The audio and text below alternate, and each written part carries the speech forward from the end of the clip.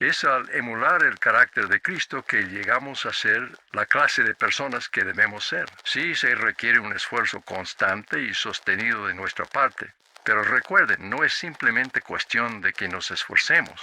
El apóstol Pedro nos recuerda que en los últimos días habrá incrédulos que cuestionen la segunda venida de Jesucristo. En los postreros días vendrán burladores, andando según sus propias concupiscencias y diciendo: ¿dónde está la promesa de su advenimiento?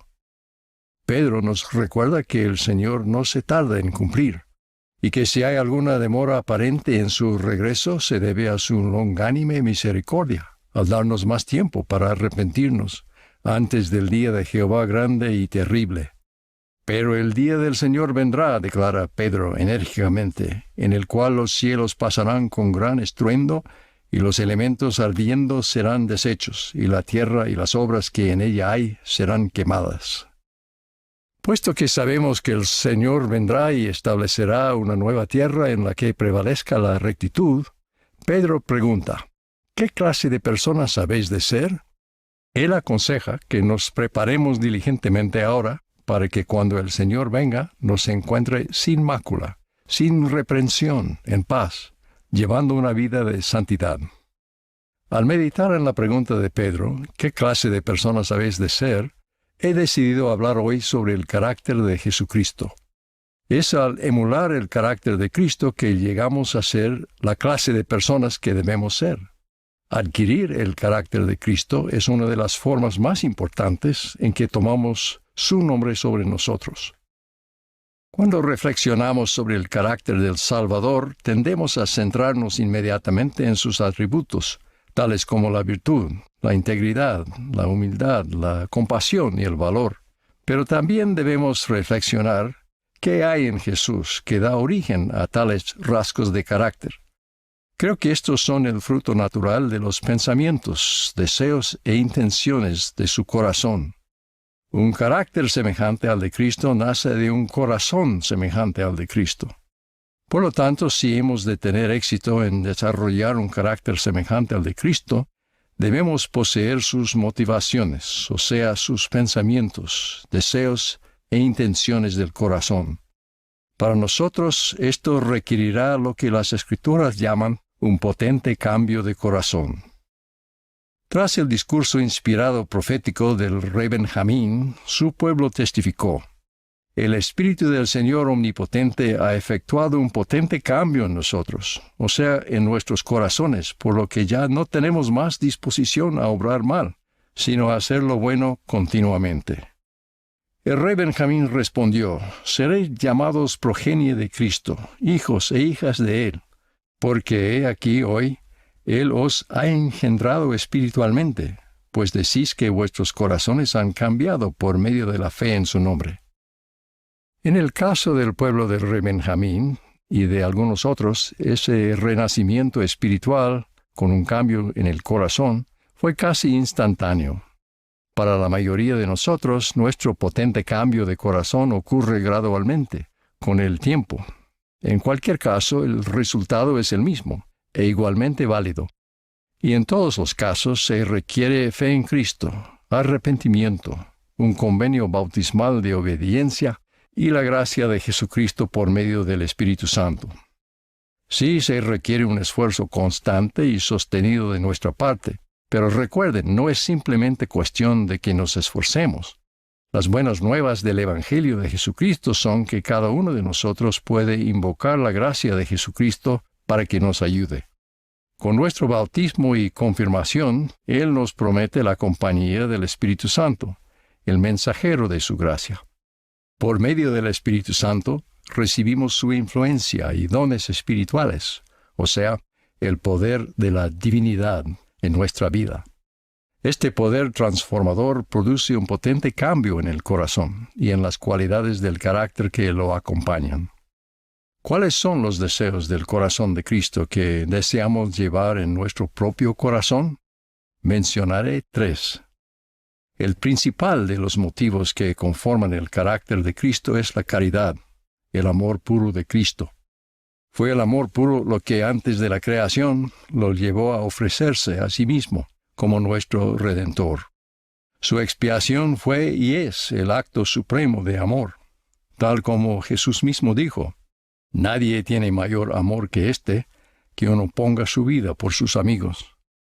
El amor de Cristo genera rasgos de carácter tales como la compasión, la paciencia, la disposición a corregir cuando lo induzca el Espíritu Santo, y sin duda la disposición a perdonar.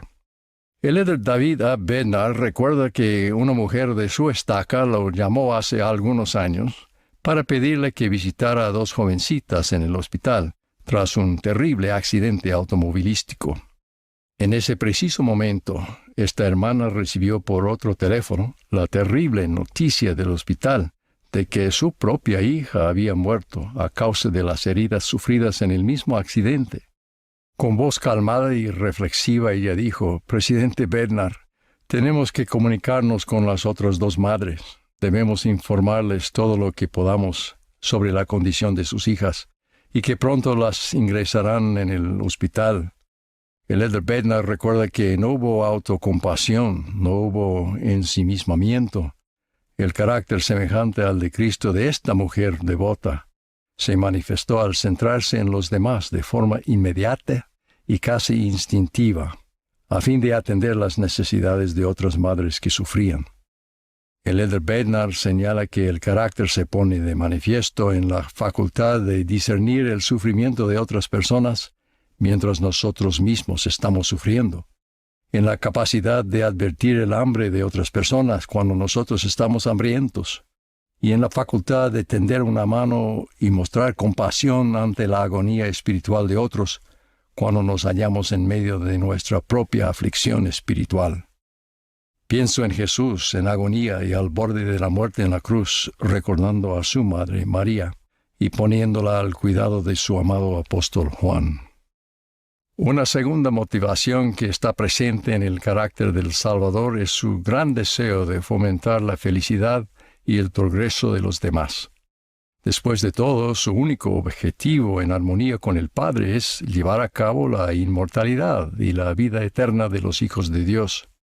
Como enseñó a sus apóstoles, el que quiera hacerse grande entre vosotros será vuestro servidor, porque el Hijo del Hombre tampoco vino para ser servido, sino para servir, y para dar su vida en rescate por muchos.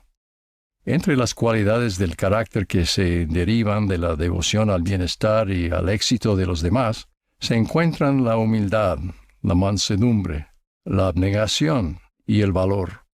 En su reciente discurso en la Universidad Brigham Young, el presidente Dallin H. Oaks aconsejó: presten atención a las necesidades de los demás y la humildad vendrá por sí sola.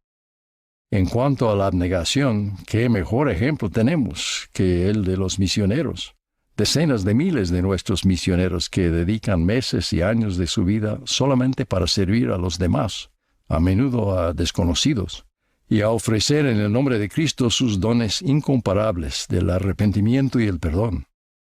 Una tercera fuerza motivadora y esencial del carácter de Cristo es su deseo de glorificar al Padre y de cumplir la voluntad del Padre en cada detalle.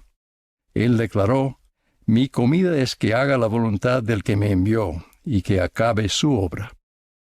Un deseo semejante al de Cristo de glorificar a Dios y hacer su voluntad conduce a las cualidades de carácter de honor, integridad y virtud. Jesús, el paradigma de la integridad, fue tentado en todo, según nuestra semejanza, pero sin pecado. Podemos esforzarnos por lograr ese ideal. El elder Kim B. Clark una vez se refirió a esto como ir en pos de una vida de excelencia moral, con la ayuda del Señor. Una vida de excelencia moral es una vida de virtud. La virtud es un modelo de pensamiento y de conducta que se basa en normas morales elevadas. Es la fidelidad a Dios y a los demás, es esforzarse por ser limpio y puro, espiritual y físicamente. Implica la búsqueda de la verdad y la devoción a ella, al pensamiento correcto y la acción correcta. En su último discurso como presidente de la Iglesia hace un año, el presidente Russell M. Nelson suplicó: nuestros pensamientos, palabras y actos deben ser siempre virtuosos y estar llenos del amor puro de Jesucristo, para con todos los hombres. La gran oportunidad que tenemos ante nosotros es llegar a ser el pueblo que Dios necesita que seamos. En resumen, Jesús piensa y actúa por amor puro. Él anhela bendecir y elevar a los demás y se deleita en hacer la voluntad de Dios. Con fe en Cristo podemos orar para que el Santo Espíritu efectúe un potente cambio en nosotros, para inculcar esas mismas motivaciones divinas en nuestro corazón y ayudarnos a practicar los atributos de un carácter semejante al de Cristo. Podemos seguir arrepintiéndonos para mejorar a medida que nos esforzamos por seguir el ejemplo del Señor. Podemos llegar a ser el pueblo que Dios necesita que seamos. Vuelvo al tema de la segunda venida de Jesucristo. Adoptar el carácter de Cristo no es solo una cuestión de nuestra preparación personal, sino un elemento primordial de preparar al mundo para el regreso del Señor y su glorioso reinado milenario. Solemos subestimar la influencia de las personas semejantes a Cristo en el mundo, pero trabajar uno por uno siempre ha sido el enfoque de Jesús para cambiar la sociedad y establecer su reino. Es la suma de las decisiones individuales a lo largo del tiempo lo que forma y transforma a las sociedades para el bien o para mal. Ninguno de nosotros por sí solo puede cambiar el mundo, pero cada uno de nosotros puede tener influencia en el mundo. En este gozoso domingo de Pascua de Resurrección doy testimonio del Jesucristo viviente y resucitado. Él es la cabeza de esta su iglesia. El presidente Dallin H. Oaks es llamado por él para presidir la iglesia sobre la tierra y ser el portavoz profético del Señor para el mundo. Con fe en Cristo, ruego que nuestro carácter llegue a reflejar el suyo, para que cuando Él aparezca seamos semejantes a Él, para que tengamos esta esperanza, para que seamos purificados así como Él es puro. Lo ruego en el nombre de Jesucristo. Amén.